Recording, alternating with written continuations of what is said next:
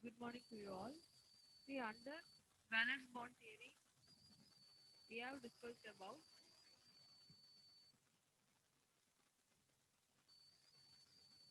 the covalent bond that is formed in between the hydrogen molecule. In between the hydrogen molecule, how the bond forms. So let us see this example. Here in this picture, the green line and then red line. The green line refers to the attraction of a bond, and this red arrow, that refers to the repulsion of a bond. Okay. See here you see this HA and then HB. That refers to the nucleus as well as the valence electron. So that is this blue color refers to the nucleus and this purple color refers to the valence electron. We all know valence electron means it is simply the outermost shell of the atom, right? So now here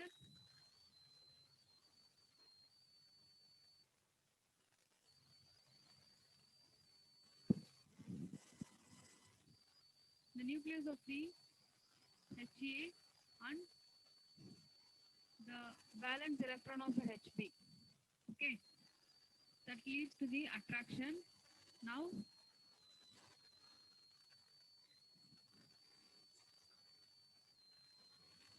the nucleus of HB and then the valence electron of HA.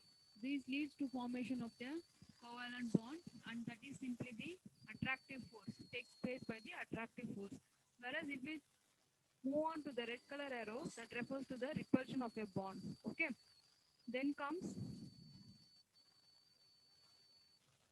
based on the given data, we have discussed about the formation of the hydrogen molecule, that is the graphical representation by plotting potential energy on one axis and then internuclear distance on the another axis.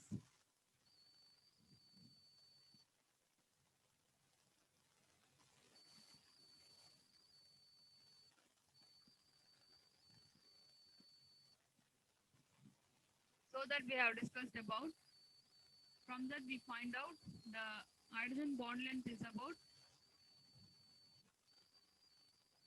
that is HH bond length, that is around 74. Then we discussed about the salient features of VP theory.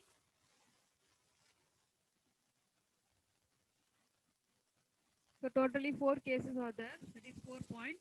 So when half-filled orbitals, two atoms overlap means we get covalent bond, and the spinning must be in opposite signs, that we all know. And then we discussed about the covalent bond formation, and here that covalent bond, when the overlapping is greater, then the energy released will be larger and bond formation will be stronger. Okay. And the atomic orbital takes place in a specific direction, so it maximizes the overlap.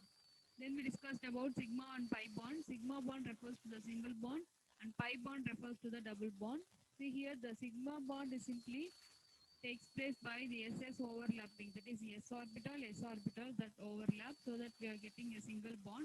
And again in p orbital, p orbital overlapping, that leads to the formation of a covalent bond.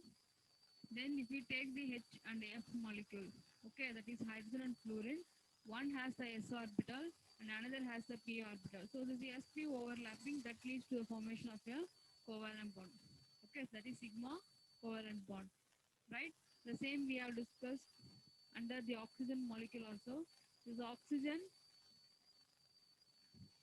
at one stage it forms sigma bond, and in the sideway overlapping it leads to the formation of pi bond, right? So these are all we discussed under the valence bond theory, and also the bond formation like sigma bond and then pi bond.